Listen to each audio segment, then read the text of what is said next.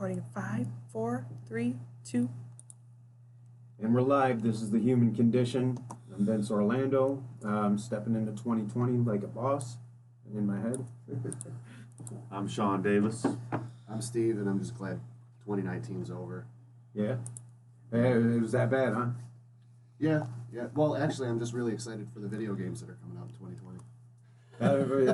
That'll do it. Yeah, 2020. There's some spiritual significance behind those numbers, right? But it is just a year, like any other year.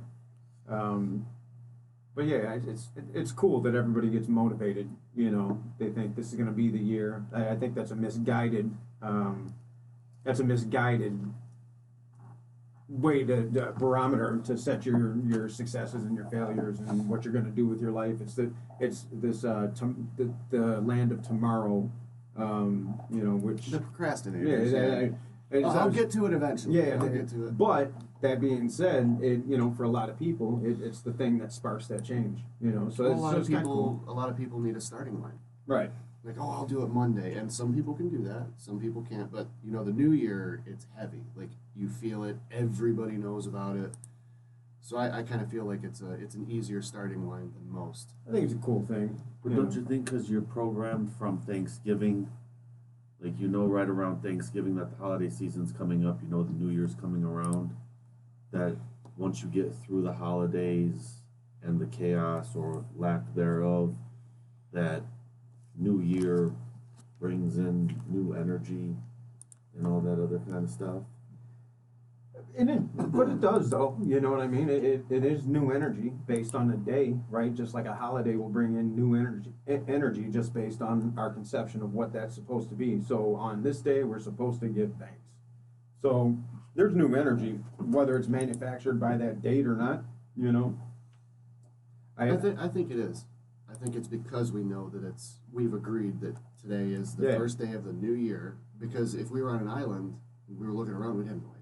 Unless you're keeping track of the sun or something. Well, I mean, if you're in space, there's no north, south, east. Well, you know what I mean? Like it's all years. Perspective. It's all relative. Right. But this is the world we live in, right? This is our frequency. This is our domain. But that's not what we're talking about today. It's though, not. Is it? Is it? Well, we did, but no. Today we're talking about limiting beliefs, and some people will call them our stories. Limiting beliefs are they're pretty self-explanatory. They're beliefs that you carry, whether they're your own or they've been manufactured by your environment, your upbringing, which typically they are. They are things that you believe in as absolute truths, and they are guideposts for the way that you live your life. So a limiting belief is one that says, well, you can't do that because you're not this, right? So John Bradshaw talks about, when we talk about toxic shame, he talks about everybody assumes roles as children through their caregivers. Now, some people are the scapegoat. Some are the overachiever, the underachiever, the black sheep. The savior. We get all these things assigned to us as children, and before we can. We have any moral compass or ability to decipher whether this is accurate or not. We just assume it. We assume it and we live it. And so if I'm an overachiever, which I became when I was younger as a means to offset how insecure I was and how rejected I felt as a child. And so I became an overachiever. I had to do more. I assumed that role. The negativity to that, what created the toxic shame, is when I couldn't come through, which you can't do. You can't have success all the time. You just can't. So when I would say I'm going to do this project and it didn't happen, I didn't just say, okay, we'll move on to the next one. I'm a piece of shit. I'm a piece of shit. But what it also did was, in talking about limiting beliefs, is it taught me that, well, you're not that, so you can't do this. So for me, you're from the east side of Detroit. Grew up dirt poor, right? Digging out on public assistance, digging out of Goodwill drop boxes for school clothes, right? So college, for example, you're from Hazel Park, university wasn't a thing, it wasn't a common thing for kids to aspire to in our neighborhood. A lot of people went to the trades, which is great, But I wanted to go to university. I didn't want to be in the trades. I wanted to go to the university and I wanted to study but my parents, they didn't know the first thing about a financial aid form. They definitely couldn't pay for me to get there. Now, a limiting belief would say, well, I'm from this neighborhood. Everybody else is doing this. I can't do this. Yeah, and I did. I went up there and I hustled. My first check for tuition and room and board on the day of. They still hadn't given me my check yet, and I went between administration buildings and I figured it out. But I could have very easily fallen into the limiting belief that I'm from here. This really isn't a reality for me anyway. I went to Northern Michigan University. Oh, up in the UP. Yeah. It was a good time. I mean, I stayed up there for a year till I hurt my back in a car accident. I couldn't play football anymore, and I just made the team, and then my legs gave out. So I was trying to make up for the days where I sucked in high school, and it was a dream of mine. And then they couldn't let me play because of this car accident, damaged my spine, and so that's when I said, you know what, I think I'm going to do this acting thing. I took an acting class the next semester, and my professor came up after. It was like our thesis, whatever, play. Did a play called Edmund, and I lost myself. I didn't even know what I had just done on stage, but I know I was petrified to be up there.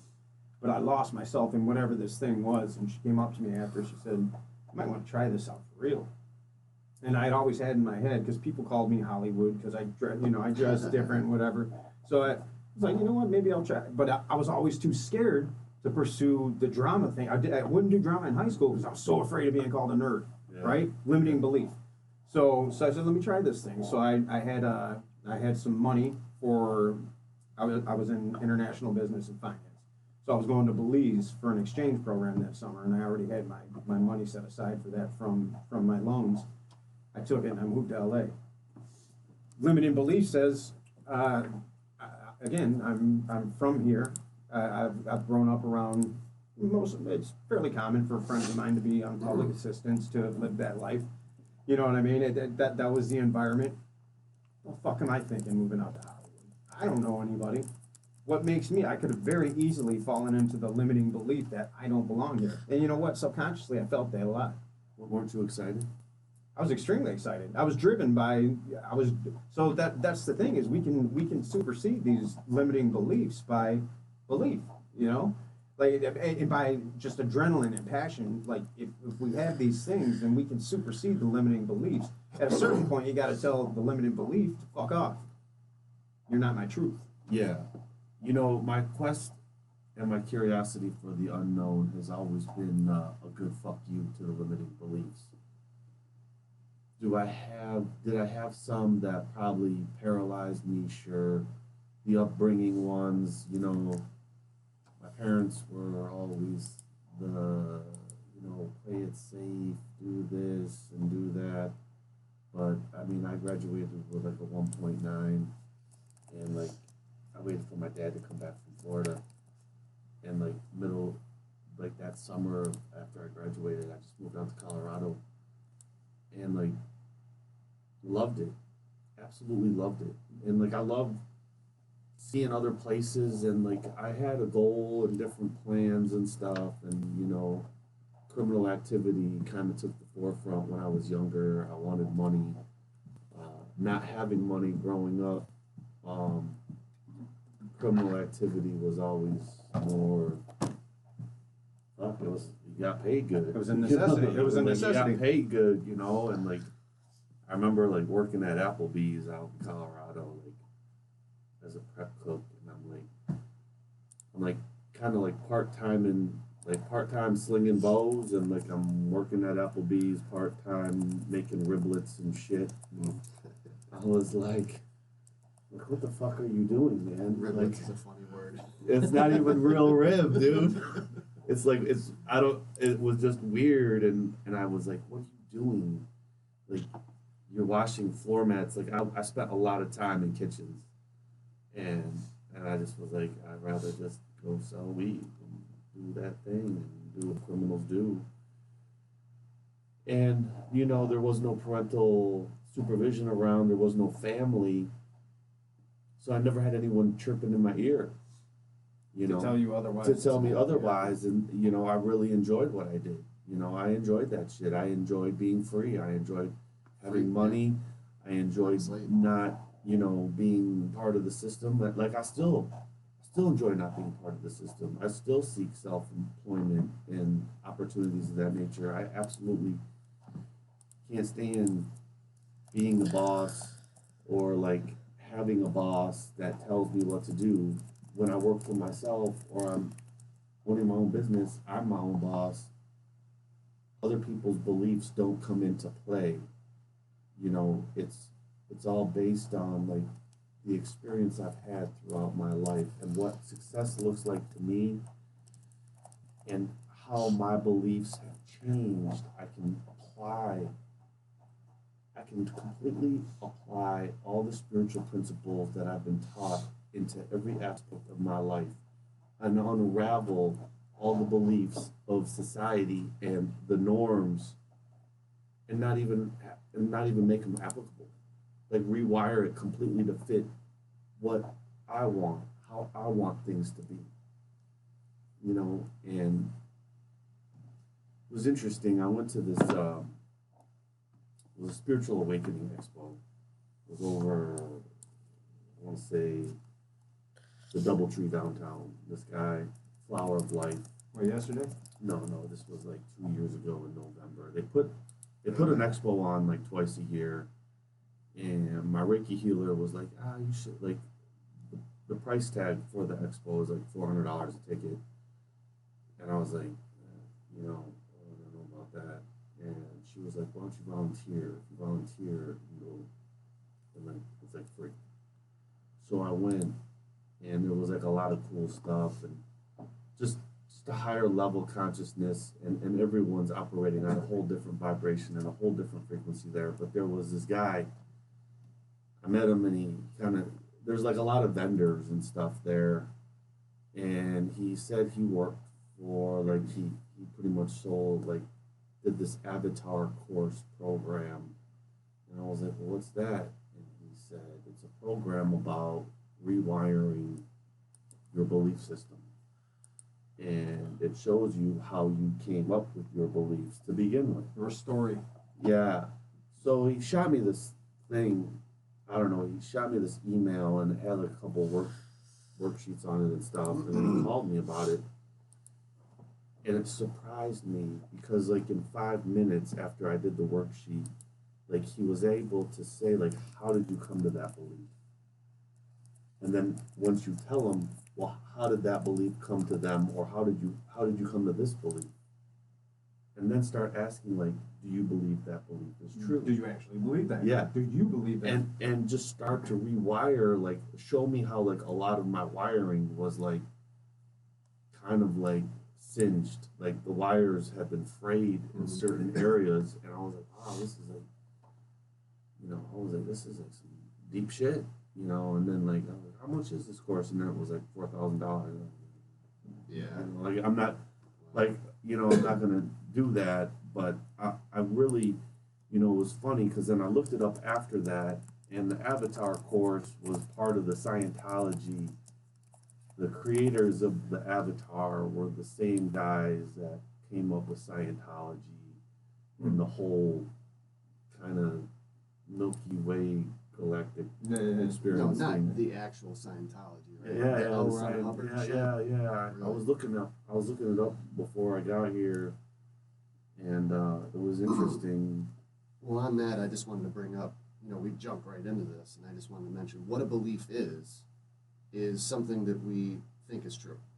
It's as simple as that. Yeah. And there are a lot of things that we believe. Basically, everything that you think is a belief of one sort or category or another. And I think the two major ones that are usually talked about is like the physical belief and the abstract belief. So I have a physical belief that there's a tree outside and my car's next to it. We can go check that. We can all agree on it by our senses, right? And then there's an abstract belief where Right. I believe I'm a good person. But that's more subjective, not as objective, right? Yeah, but then you can get into different stuff. Like if we ask, like, well, what color is the tree? Sure. and you have one version of your color and I have my version. Well, and then we get it's- into quantum physics, and we can say, well, there is no tree. yeah, There's quantum it's a fluctuation projection. If you Of, believe- it's a particles. projection of a If you reality. believe in quantum physics and if you believe in mathematics, Right. yeah, that's a belief as well. Right. And what I wanted to say was the limiting belief. There's a ton of different types of beliefs, obviously, and you're talking about limiting beliefs. Those are things that you believe about yourself or about the world that would limit you. From being the best version of yourself possible. Okay, and then clearly there's beliefs that would help you. Right. Non-limiting beliefs. Or something I that would believe help you compassion grow. is the binding force of the universe. I believe that there's enough evidence to support that. Could I be wrong? I always have to allow for that space to be wrong, but does that belief hurt or help me? It makes me a better person.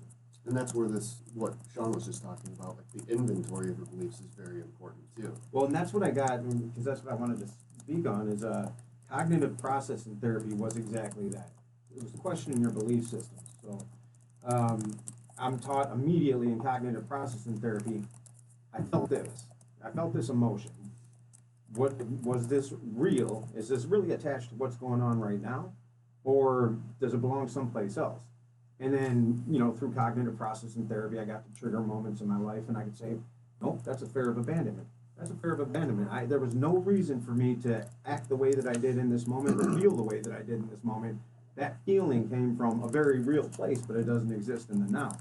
So just an example is... Actually, I have a question about that. So if you have the fear of abandonment, what is the belief that is underlying that, do you think? Well, I'll go into this whole thing right now because I just talked about it last night at Darmagate. And so consciously, I don't believe any of the bullshit that's still lodged in my subconscious. I still have to contend with it because it's still the automated response. Still there, still occupies 95% of the brain power that's going on. We know this. So, and the whole point of mindfulness is to get your conscious self to work in tandem with your lower self and find a way to get that balance. But so for me, I was taught through abandonment, through rejection, through abuse, through neglect, through all these things that you need as a child that happen. Now, and it only takes one parent to do that, right? All these things that happened taught me that I was a piece of shit. And he would say it directly. I mean, who says that to a kid? You're a piece of shit. You're always going to be a piece of shit, just like me. But my mom would always say, well, you can do whatever you want. I opted to go with what she told me, right? Because, it was real easy to vilify him. But this very much still exists in my subconscious that I'm not worthy of anything. And I was talking about how I'm walking around this, when I got the new house, I'm walking around the space, and it's, more than double the size of the old house. And it's a beautiful home, and I initially I'm trying to talk myself, well, maybe I can't afford this. Well, I can't afford it. You know what I mean? But I was just coming up with all these reasons to not make that move. Then when the kids left, it's just me in this space, and I start feeling the feeling coming on, this loneliness, this disconnection. That's a dangerous place. That's a very dangerous place for me if I'm not aware of it, because what comes next is I wind up on the 10th story of that burning building, and now I gotta jump. I gotta jump, or I gotta try to fight it, but I can't, or I freeze or I collapse. So now I'm without recognizing these symptoms, these things that are still these limiting beliefs that are still very much lodged in my subconscious. I'm in danger, right? And I'm, maybe with PTSD it's an extreme version, or with alcoholism it's an extreme version. But these are all very beautiful conditions that bring to light the fact that you've got these beliefs lodged in your subconscious, and they're way more powerful than you are when you're not aware of them. So what that comes to is I don't want to be rejected. You know what I mean? But I don't care about that anymore. Consciously, I've transcended that. Subconsciously, there's something that goes off in my brain that says, you've worked hard for this house. This was the logical next step. You've been wanting to move for years. This is great for the kids. So many good things about it. Why do you feel disconnected now? And it's because I feel undeserving. Consciously, do I believe that shit? Fuck no. And so, with mindfulness, I was able to get to this, okay, I feel like I don't deserve this. my subconscious still believes that I'm a piece of shit. I'm unworthy. I don't deserve it. So what do you say to yourself? Well, I have to go through the cognitive processing therapy questions. Is this real? What is this? Because it wasn't real. Because like I would be like, God damn, it's about motherfucking time. You know, like I would switch. I switch my perspective when old limiting beliefs start to like poke their head out. Like I know when it's coming. Like I can like the thought process starts to kind of like chip, and like I just reverse it now. Like I completely try to change any of that old thinking bullshit that no longer serves me. When you guys talk about this, But you have to be mindful to do that. Oh, do you feel that it's more of a lens that you're looking through, like these beliefs that are Yeah. bad in the back? Are they more of a lens, or are they more of? So there's two lenses you Say can that. look through. There's only two lenses: the higher self and the lower self. Or an And expectation, a lens or an expectation? I don't know if there's only two lenses. I think there's. I think the lens can shift. Well, A if you lot. think about it like a lens, it's a thinking thing. It's like you think this is bad. You think it's going to be like this. Whereas if it's more of an expectation because of a belief, it's like this is going to turn out bad because of these 25 reasons. So check this out. It was real interesting the other day. I'm a member of Alcoholics Anonymous, and I've been a member for a real long time, and I'm extremely happy all that they've taught me and given me. Outside of the book of Alcoholics Anonymous, there have been things and beliefs that people made up that have become like commandments through time. And I believed a lot of these commandments. And I needed to in the early days because I wasn't smart enough, I wasn't strong enough to go experience reality out on my own. I surrounded myself with everyone in recovery, did not wander too far away from that. In doing that, I caused a bubble. I caused a bubble type reality, and I shut a lot of reality off if you weren't connected to some form of recovery. Last week, as I'm going through all this, I was telling you guys about my week. I was seeing how a lot of those beliefs that had been handed down to me by elders of Alcoholics Anonymous may have limited a lot of the experience of life that I wanted to. Reason like back in the day, they that big book, you read it, you worked it, it's done. You go live your life. You're free to go life. You're an alcoholic. You can't drink. It's all contingent on a spiritual condition. Go do whatever you want to do. But now, over time, they're like, you can't go to wet places or be around wet places. You can't do this. You can't do that. You can't. So I took all those beliefs of I can't, and I started ditching them a long time ago, but it became real. I don't know why. The other day, it was after the Christmas Eve service. I rolled up out of Unity. I had thought about it, and I thought, like, God, it's a gigantic fucking world. Like, I've really kind of felt like I've been in a little bit. Infinite possibilities. With infinite possibilities, but when you have limited beliefs, that infinite, there is no infinite. It's finite. There's might have like 10. Yeah, because it's exclusive. Right. It excludes all the things that are so bad, right? Exactly. Instead of inclusive. So I started to like really look at like all my beliefs needed to be rerouted, and like because like I've always been about believing that anything is possible. I built my whole life since I was 6 years old that miracles happen all the time, and that you completely accessible as many miracles as you want to happen in your life at any given time. There is no number that you are granted. They're unlimited, and you have the power to channel as much of that power as you need. But when you start incorporating limiting beliefs that miracle power is now also going to become limited.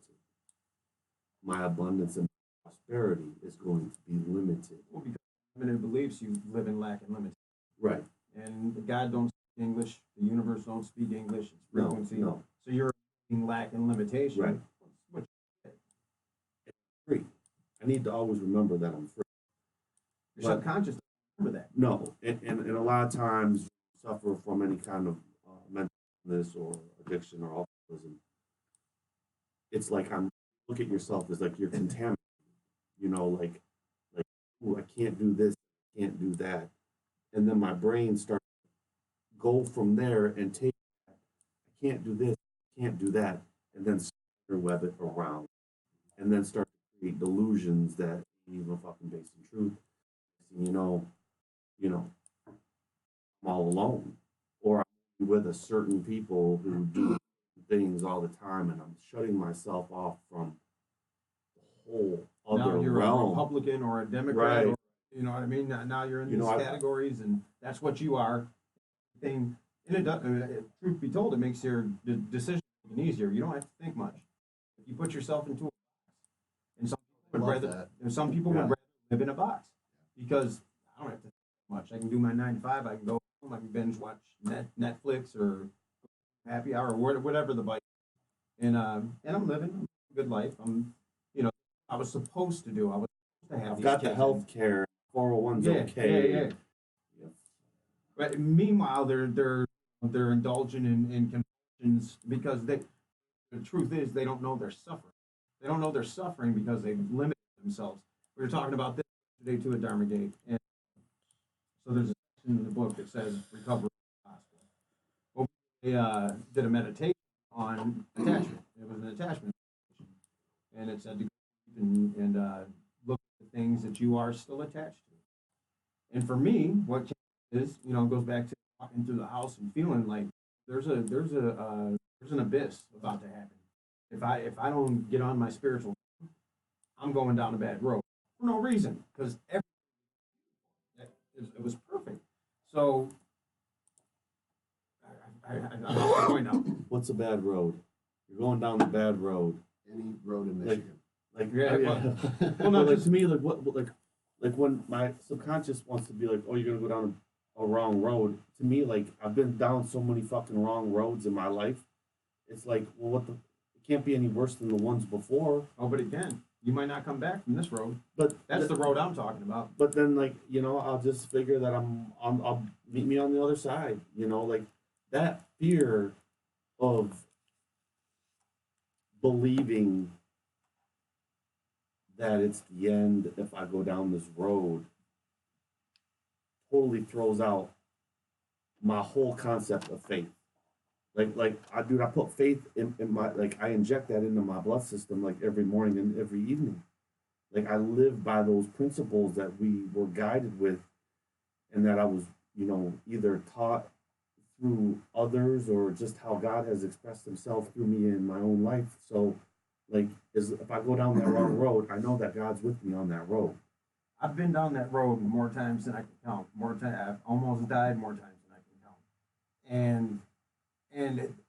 And I can attribute that to my willingness to sit with the devil in the desert for 40, and be tempted. For me, I had to test these limits, and I did. But I can make a choice not to go down that road. Now I can. Now I have the mental capacity and the mindfulness available to me to where I don't have to go down that road. I'll go down it if need be, but I also can make a choice. Where before I couldn't make a choice because I didn't even know I was going down the road because I didn't know what was happening that was leading to that place. So yeah, I mean, the only road, I don't go down the road of so much picking up a road drink, talk. Well, that's what I'm talking about. That I know where that road goes. Right. I know where that road goes. I know where that road. I don't want to go there. I know where that road goes. I don't need to go down that one anymore. I've experienced that shit. I know where that street is. Yeah. That avenue. Yeah, I mean, it gets to a dead end real fast too, and then you're like, oh, what the fuck? And it may be a dead end. That's the point. That's why you choose not to go down that road anymore. I have kids. I have this. I have that. Yeah, I mean, anything like the alcohol, Like I just, I've given it every opportunity to work in my life, and it just beats the fuck out of me so fast. Well, and that's what I was talking about, is where it says recovery is possible, but we did the meditation on attachment, and all I could come up with is I'm still very much attached subconsciously to this faulty programming, not consciously. That's where the work comes in. That's where I have to train my subconscious mind that, no, you're safe. We're in a different place now. We can, I can't kill the ego, but I can talk to the ego and say, look, we're good, man. We don't need that thinking. But so in the attachment meditation, that's what I came up with, right? And that's the truth. That's really my only, because I know better. I live the principle of non-attachment, not subconsciously. I'm still attached very much to the idea that I'm a piece of shit, right? Subconsciously, not consciously. So then we read a chapter out of the book next, and it was recovery is possible. And then my whole take on that is, well, recovery, true recovery, because the only recovery for me now is spiritual recovery. It's enlightenment. It's nothing else. It's not. I don't need to stay away from drugs or alcohol or sex or these compulsions. I do, but that doesn't need to be my primary focus. That's not where the recovery lies. That's step one to recovery. The real recovery for me now is transcendence. I want to embody Christ consciousness before I leave this plane. So, and my comment was, well, recovery is only possible if you know what you're recovering from. What truly, because the suffering was imminent long before you picked up a drink, long before you had this compulsion or that compulsion. You did those things because you suffered. I didn't know I was suffering. I had a high threshold for pain. I was in denial. I had built this image of myself. I did everything in my power to say, I'm not for you. Can't reject me. You need me for this, this, and this. And it was all a defense mechanism. But I was in pain. Like I was in pain, and I didn't realize I was suffering, and my ego had protected me so well that it was hard to tell my ego that had done these amazing things for me that it was wrong in any way, shape, or form. So I couldn't believe that I was suffering. And when somebody said you're codependent, fuck out of here with codependent. I didn't even know what it meant, but I does that mean I depend on people? Fuck you, I don't know. You know what I mean? Like, yeah. So all ego. I think that brings up an interesting thing, what you guys were talking about a couple minutes ago. With beliefs, it seems to be that there's two different ways to get them, right? You have your environment, like your parents, your caregivers when you're young. That's primary. Your friends. From the third trimester till you're 3 years old, you're programmed. You have your operating system that you're gonna have to either gonna adhere to, or you're gonna suffer enough trauma to where you say this operating system's faulty. Well, that's what I was getting to. Like, so you have your instilled ones, right? Mm-hmm. Like these are the things that we're teaching you. These are the things you're gonna believe throughout your life. And then there's things that you figure out on your own. Things that you experience, like, if your dad's not there a lot, he hasn't said, like, I don't care about you. But you sort of intuit that my dad doesn't care about me or something like that. Or I'm not worthy of it. Right. I don't get paid. Yeah. You very rarely get just one belief at a time, right? It's usually a big package of nonsense. Like, oh, he doesn't care about me. Also, I'm unworthy of love. Right. Also, I'm a piece of shit.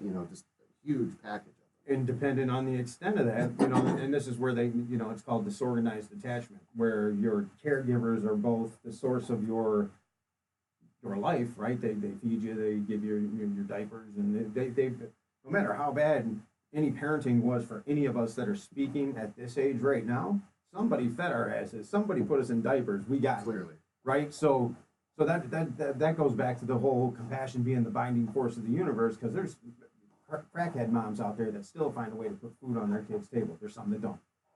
But yes, society has compassion. They'll step in and sometimes be able to save in that circumstance.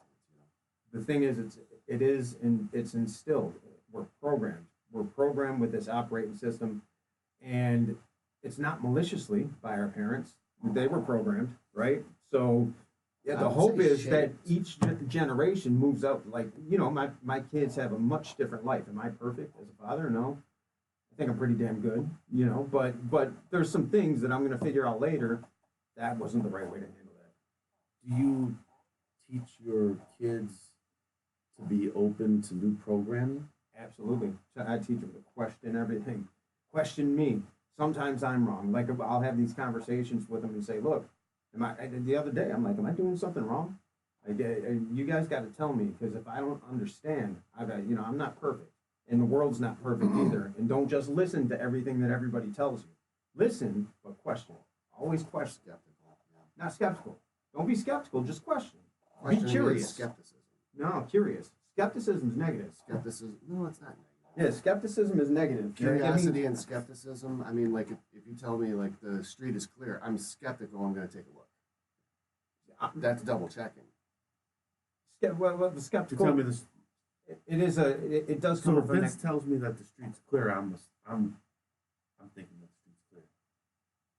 You know, I guess it all comes But from. what if I guess one of it his all- left eye was hurt the other day and he forgot about it and he can't see out from the left? He was telling you what he thought was true, but the street isn't actually clear. Wouldn't you be I might really be asking him grateful like, that what you're side of the street skeptical? did you look at? Or did you hurt your eye the other day? I guess it all comes from like past experience with people and situations that form our beliefs. Absolutely. You know, Yeah, so I agree. you know, it's like It can create trust issues. Well, Oh, yeah. Oh, of course. society It's like, very much supports you know. these belief systems, right? Because when we have these belief systems, they can sell to us. We believe certain things. We believe we're supposed to have that house with the picket fence and the 2 cars and Well, that's what you said earlier, the categories. Yeah. You know, like what kind of magazine are you going to buy? Well, you know, I know you really well, so you're going to be buying the blah, blah, blah magazine. if you fit in Because that box, they can You're sell to in you. that box, right? Yeah. Yeah. And that's what these belief systems do is they put you in the box that you were talking about. Mhm. And I think then it's by design sometimes. It really feels like it. Like the news yeah. and the media especially. It divides you and Well, gets you that- into little that boxes is- so they can talk to you directly more. That is, but the human condition isn't. We've evolved. We've evolved as a species, and we're much different and far more enlightened now than we've ever been, even though it doesn't seem like it sometimes. We have a lot more information. There's a lot more people trying to reach transcendence and enlightenment. They know what those words mean. But it's so for me, and this is a belief system. I believe that whatever God is, whatever the universe is, whatever that source is, whatever it is, it's not done evolving yet. And our purpose here as manifestations, individualized manifestations of that source, is to transcend these things that are human. Because we're dualistic. That's why I say there's only 2 lenses. You're either looking through the lens of the ego or the higher self. That's it. That's it. There's really no other way you can look at things but those 2 ways. So you got your lower self thinking at the physical plane, you got your belief systems, right? And then you have the I am. And the I am is the I am is the I am is the I am. And everything is possible. Infinite possibilities. You can walk on water, you can raise the dead, those things happen when you have that belief system in place. The problem is, as much as I believe everything, the teachings of Christ, even before, I'm not religious, but when I heard them, I understood them as if I wrote them. I resonated with these concepts. I'm like, I believe that. Subconsciously, I don't believe that shit. That's why I can't walk on water because I don't believe I can walk on water. And even if I say, you know what, I believe Christ walked on water, my subconscious says, that's bullshit. That's bullshit. It's been programmed to believe that all of this is real. And that's why you know, the walking on water was metaphysical. I'm sure it was, but maybe it wasn't. Maybe it wasn't. Maybe the dude did walk on water. And this is what quantum physics has done for me in terms of spirituality, is it opened up the realm of everything that I considered woo-woo before, walking on water and all. The truth is, the only reason we can't pass through these walls right now is the Pauli exclusion principle, right? Where our electrons can occupy the same space as that. We're not really sitting on these chairs. There's electrical impulses that have us placed a nanometer above because our electrons can't occupy the same space. Now, if you could train yourself to believe otherwise, right? Because you can, in string theory would say that you can shift, all subatomic particles can be shifted from one to another, depending on the frequency in which you fling the string that creates that subatomic particle. So when I got into quantum physics, I'm like, well, if you truly believed you can walk on water and you didn't have a subconscious mind telling you otherwise, you could walk the fuck on water. There's nothing in the laws of physics that really say you can't do that. There are in Newtonian physics. There kind of is. Like if you listen to a quantum physics guy that does the math all day, he'll say, there's the quantum physical level where the waves and the probabilities are, and then there's like 400 different levels where we are in the macro universe, and there's no way for that kind of behavior to jump from a quantum level to here. It's never happened.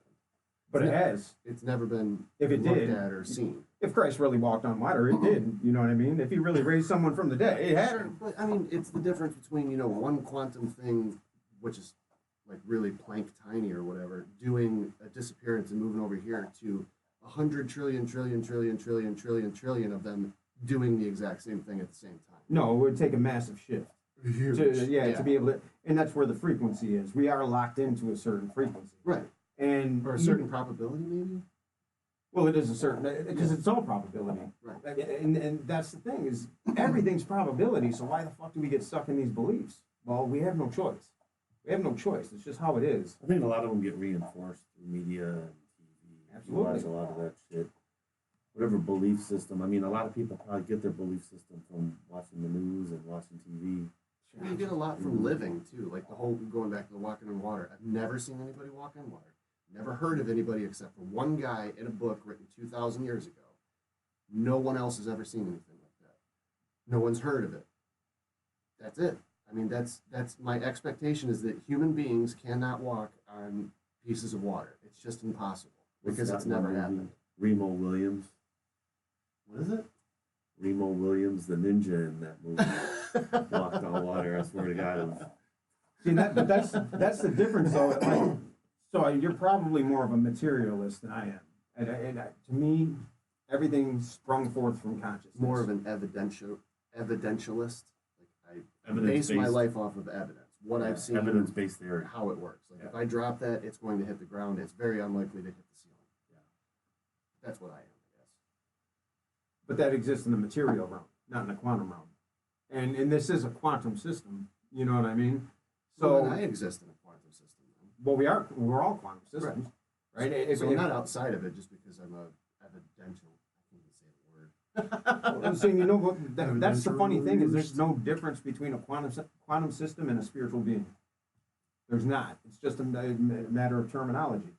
So I believe that everything springs forth from consciousness. Conscious interaction is what these subatomic particles did through the source to be able to get to where we are. They all consciously interact. It's not the same level of consciousness that humans have. We can contemplate our existence. But an ant knows how to work with another ant, right? It doesn't exist at the same level of consciousness that we have, but it embodies consciousness, you know? Yeah, it must do, right? It's doing things. Yeah, so anyway, back to the whole quantum thing. Yeah, it's something's holding this frequency together in the way that it is, and we're part of this frequency. And my belief is, and this is a belief, when you achieve Christ level consciousness, you gotta go. You have no business here anymore. And with Jesus Christ, just Jesus of Nazareth, because Christ isn't really a last name, but so he was trained by if you really read the story of Jesus, you get outside of the Bible in the religious context. He was trained by the ancient Essenes.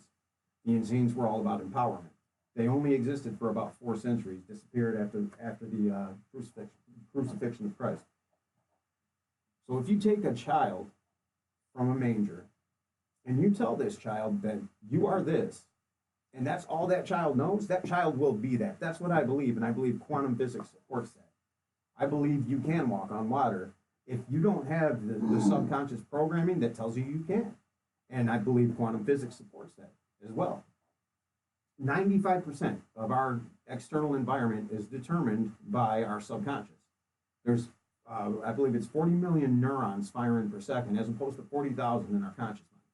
So when we feel stress and anger and all these other things, we revert to autopilot. You know, it's kind of like when you're driving down the highway and you just missed 3 miles because you're in autopilot. You went someplace else. That's what happens when we get mad. We revert to our old mechanisms, our belief systems, and it guides us, right? So we got a lot to contend with, just from a quantum physics perspective, from a spiritual perspective, to be able to. It takes the amount of work that it would take to overcome. Because I don't think Gandhi did. I don't think Martin Luther King did. They did great things, but they were still very human and still very caught in the physical universe, right? So, since Christ, and this is, if everything about Christ is true, since Christ, there hasn't been another human being that's transcended the earth plane. I think it's hard to ignore the humanness when you have like technology or media. Like, there was no cameras around when Jesus was doing what he was doing. It was just a centralized amount of people in a given area. You know, Martin Luther King and Gandhi, I mean, like the whole world knew what was going on. Like the whole world had their eyes on them.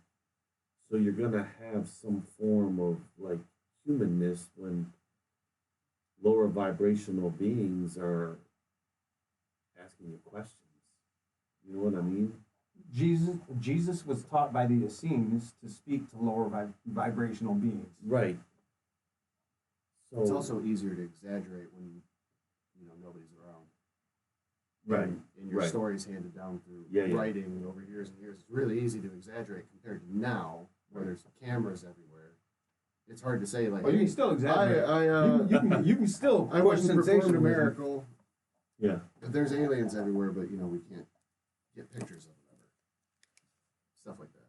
There's Did you see the Pope slap that lady the other day? Missed that. She like grabbed his arm and tried to pull him in the audience, and he slapped her hand like, "Quit that." Oh, I heard about that. Yeah. Yeah, I heard about that. It was just weird seeing somebody that's so holy and the freaking Pope, dude, and he's slapping a woman. Stop that. I might have slapped her hand too. Don't grab me. What are you doing? Yeah, my humanness comes out every day I'm driving. And somebody does something that I consider stupid. My Yeah. belief system is that you're an asshole for driving that way. Mhm. You know what I mean? Is that where your mind goes? They're an asshole? It depends on the day. That's when I have to do an inventory on myself, because sometimes I'll go straight to piece of shit. I always say What they're the drunk. fuck? My mind just says they're drunk. Like every time. It could be 9 o'clock. Must be drunk. It was That's where I go too. Reverend He's high Tutu or and the drunk or something. Reverend Tutu and the I think it was the Dalai Lama. They had this. They got this book together. Great book. Something about joy. I can't remember the title. But the guy who narrated the book, wrote the book. He picked up Desmond Tutu from the airport, and Desmond decided to drive, and this he gets cut off bad to the point where they almost get in an accident. And he's like, I was really interested to see how this man, this spiritual guru, how he was going to react to that. And he smiled. The guy smiled and said, I don't know, maybe his wife's sick at the hospital. You know what I mean? There's a different way you can look at things. Yeah. Sometimes people are assholes, but why would you opt to go with the negative? And that's when I have to start checking myself. When I'm in all these meetings all the time and writing these things and posting these things, and I got this book where I believe certain things, and it's all about the goodness in humans. But my gut response is to react with piece of shit. That's pretty harsh. Or maybe you should just change that belief and just be like, man, I hope they get to where they're going okay. That's the training. Yeah. That's that 5% that you need to have access to tell that 95%. Sometimes I can do that. Sometimes I'll be like, man, I hope they get to where they're going, or I hope everyone's okay. But it's not every time. But I can still throw it in there. I work it in there. I try to. I always kind of after the fact. Like, hindsight's 20/20, so I always will do an inventory. When I see that type of anger come up, I know something's off. It's not connected to reality. That reminds me of- I'm frustrated, but I don't have to call you a piece of shit. I don't even know you. It's just it's that adrenaline that gets in me too. But David Foster Wallace wrote a college commencement speech and turned it into a book called "This Is Water," and he talks about just that. Being in a in a line of people at the grocery store and everything. There's 5 or 6 people in front of you, and you're like, what are all these goddamn people doing here? They're fucking irritating me. Why aren't Blah, all the blah, blah. lines open? And then he jumped into another person's head, and it's this woman who just lost her father, and she's trying to get home to him, to her sons and take care of them, and the person in front of her just lost her mother. You just don't know other people's stories, and if you don't train yourself or do your best to not have that really negative thing, you're just going to be really fucking miserable a lot. From these belief systems comes expectation, and expectation will kill you. Expectation is where attachment comes from. Because I was taught that you shouldn't drive that way. So now I believe that. So now when you do, you're doing something that directly, negatively affects my world. And you're not supposed to. You know, my kids are supposed to go to college. No, they're not. No, they're not. They might have other things that they want to do that's more important. Right. But I can have that expectation there, and I can pawn that off to them. I can make their lives real fucking difficult because I put this into them, and then now they feel like a shitty person because they didn't do what was expected of them. Yeah. So that's attachment. You know, you expect. I can go through any of my past relationships, and I expected them to treat me a certain way, and they expected the same. And most of the conflict came from the fact that, number one, we never talked about what our expectations were because you just think it's supposed to be that way. And when it's not that way, you're wrong, I'm right, fuck you. You know what I mean? Because you're stuck in the belief system. You believe it. It's the absolute truth as far as you're concerned. You're not willing to look beyond that. Yeah, and a lot of times it takes therapy. And clearly we're never wrong. No. Yeah, I mean, not in the belief system. The I is never wrong about anything. Talk to a Jesus fanatic, right? Try to have a conversation with them. And so you're saying the people that have never heard about Jesus Christ and that they can't be good people and they can't get to heaven. What the fuck is that? Where does that even make sense? If you talk about all knowing, all loving, all powerful, it's written in the book, right? You know what I'm saying? But that's a belief system. Everybody goes to hell. Just leave it alone. Not baptized. Yeah. You don't get That's- in. Well, that's Catholicism, not Christianity, right? Yeah. Baptism? I don't even know. Yeah, I think it's Catholic. Catholics. I think a baptize. lot of them don't. Catholics get baptized. Catholics had the hard thing where, for the longest time, they're like, yeah, everybody goes to hell. And, all the Catholics were just, like, bummed all the time. Like, oh, God, well, I'm The going to original hell. sin. Nothing that I can do. The original sin. Number one, they're taught wrong. They're taught that sin is bad. Sin in Aramaic is an archery term that means miss the mark. So when Christ talked about it, that's all he was saying. We missed the mark. Well, yeah, we missed the mark. That's a lot more empowering thing to say to a person than you're born an original sinner, and unless you bow to this, but in the same book it says don't worship false idols. Unless you bow to this and worship, and you do these rituals, you can't get there. If you don't come talk to me in this little box and confess to me, you're fucked. There's no way you're getting to heaven. You better confess. And I'm not trying to bash the rituals, but belief systems will keep you stuck. It was interesting yesterday when I was at the Burning Bowl ceremony and Reverend Glenn, he, repent because the kingdom of heaven is at hand. And I was always like, repent. And he said that repent merely means to make changes. That's all it means. It doesn't mean anything.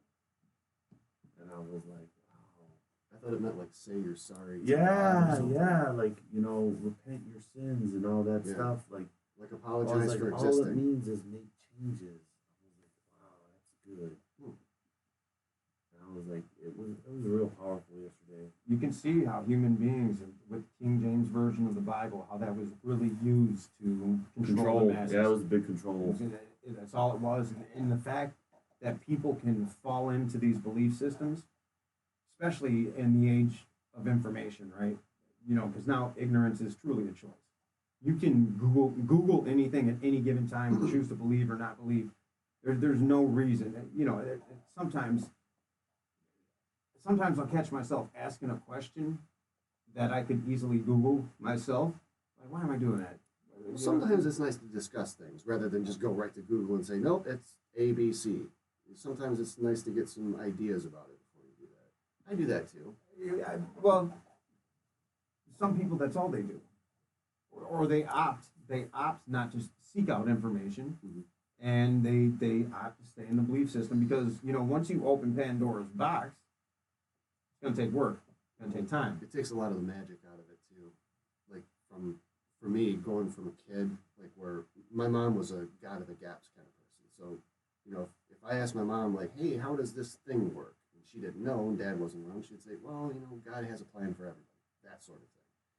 So I grew up like that for, I don't know, until I was a teenager, and I started saying, wait a minute, I don't actually know the answers to those things that I asked about. Yeah. And that's when the internet was coming out, so I started researching, and now I feel like it went from this belief system that was instilled into me, or given to me, to a belief system that I sort of made on my own. And I think I'm happier about it that way. Like having chose what I believe rather than being given it. And yet, there is empowerment in that. When Thank you. Great word. There was a point where I had chosen to what I wanted to believe in, but it was still a belief system. It was my ego. It was I was taught this. Well, I'm going to work in opposition to that, and it came from a negative place. So I chose not to believe certain things because I was taught to believe them, and now I'm rebelling against that. So that can be negative. You can get yourself caught in those belief systems too. Like, I'm an actor, right? I'm an actor. I'm supposed to make it in Hollywood. Came back to Michigan. Everyone's in my backyard doing movies. And I got all the big dogs coming to me now. Like, hey, let's get in finance on these movies. So the incentive gets pulled in 2008 or 2011. I think it got pulled in 11 for no reason. The government. Anyway, the point of it is, I couldn't get out of my head that I was supposed to make it in this career. So that's probably as poor as I've ever been as an adult because I wouldn't shift. The opportunities were gone in Michigan, and I had a choice. Take my kids out to L.A. Probably wasn't going to happen with the mother. You know what I mean?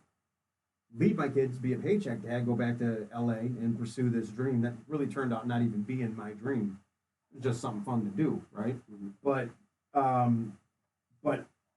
we would have never had to live through that poverty, and I'm glad that we did because it made me stronger. It forced me to. It broke down that belief system in that you're this thing. When people would ask me, well, "What do you do?" I'm a filmmaker, or "Who are you?" I'm an actor. You know what I mean? No. These are things that I do, and I can do other things. So through that poverty, through this, this collapsing of my ego, I was forced to look outside of the box, and I went and within 3 years, I'm in a business that nobody who knows me from when I was a kid would have ever in a million years thought I'd be in. It's laughable that I own a company that does what we do. But as soon as I got out of the belief system that I had created for myself, that I'm an actor, and I had made some strides and had some successes. As soon as I got out of that, I found this other opportunity. It presented itself to me, and I ran with it. And I still act, and I do it on my own terms now. You know what I mean? But you weren't afraid to change. You adapted. I wasn't afraid to change. I was forced into it by the universe. The universe said, "No, fuck you. This is you're gonna make you do what you got to do. You're either gonna live like this, and you're gonna kill yourself because you're gonna keep pitying yourself and winding up in the abyss, or you're gonna make a change, motherfucker." You know what I mean? That was it. So I made the change, but that was a belief system that I had created for myself, and I couldn't get out of because of your expectations, right? Because I'm a piece of shit if I don't do what I say.